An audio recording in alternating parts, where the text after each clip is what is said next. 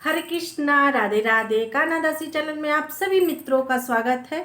और आज हम वीडियो लेकर आए हैं शरद पूर्णिमा की। शरद पूर्णिमा कैसे मनाई जाएगी, किस दिन मनाई जाएगी और हम जिस तरीके से मनाते हैं वो हम जानकारी आप लोग को देंगे।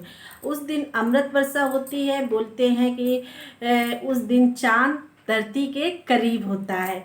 और जितने 12 महीने की जो पूर्णमासी आती है, पूर्णिमा होती है, सबसे बड़ी पूर्णिमा शरद पूर्णिमा मानी जाती है।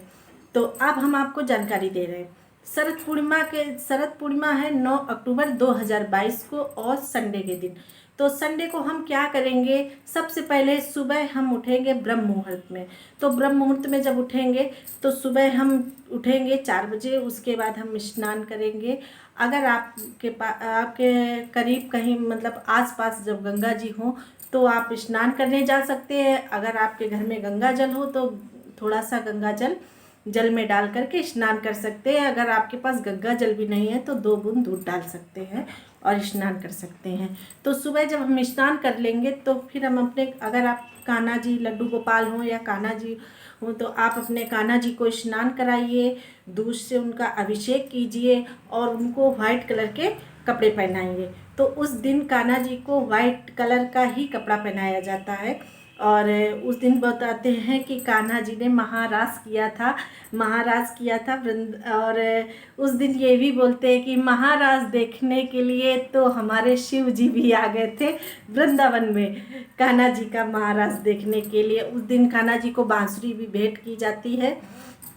और जब शाम होगी तो फिर हम क्या करेंगे, शाम को हम चंद्रमा को अर्घ देंगे और घी का दीपक जलाएंगे। और तुलसी माँ को भी हम घी का दीपक जलाएंगे। उसी दिन से कार्तिक मास भी शुरू हो जाता है और तुलसी माँ को पूरे कार्तिक दिया जलाया जाता है। हम तो वैसे पूरे हमेशा ही जलाते तुलसी माँ के दिया। और जो लोग मतलब कार्तिक के महीने में ही जलाते हैं और बहुत लोगों को नहीं भी पता है, मैं तो आप लोग तुलसी के पास दीपक जरूर जलाएं। और उस दिन लक्ष्मी का भी आगमन होता है। माँ लक्ष्मी घर घर जाती हैं और देखती हैं किसके घर में साफ सफाई है, कैसी व्यवस्था है, सब देखती हैं जाकर के। तो हम अपने दरवाजे पर रंगोली बनाएंगे, लक्ष्मी जी के चरण बनाएंगे, स्वास्तिक बनाएंगे और ये सब हो गया। फिर उसके बाद हम चंद्रमा को जब अर्घ देंगे तो हम पहले एक लोटे में जल लेंगे, उसमें थोड़ा सा अक्षत डालेंगे और थोड़ी सी चीनी डालेंगे।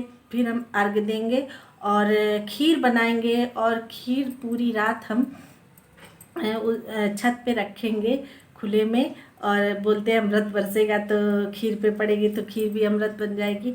और जब सुबह होगी तो हम अपने कान्हा जी को भोग लगाएंगे वो उसी खीर का, और लक्ष्मी माँ को भोग लगाएंगे। और भोग लगाने के बाद पूरे घर में सब परिवार को प्रसाद के रूप में सब लोग बांट के और प्रसाद खाएंगे। तो ये बोलते हैं कि हाँ अमृत खा रहे हैं।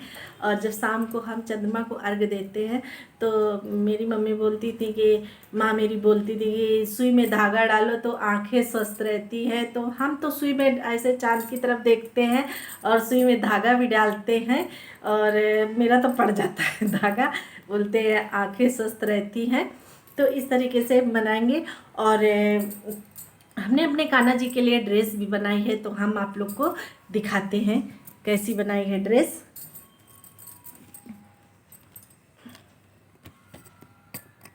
तो ये हमारे केशव की है ड्रेस।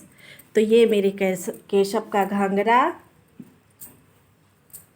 और ये मेरे केशव की चोली और ये मेरे केशव की पगड़ी के लिए कपड़ा निकाला पगड़ी बनाने के लिए। और ये मेरे केशव के पगड़ी में लगाने के लिए कलियां। और ये मेरी लाडली किशोरी की ये लहंगा, मेरी लाडली का लहंगा और ये लाडली की चोली और ये मेरी लाडली का दुपट्टा चूनर। तो आप लोग को कैसी लगी चूनर।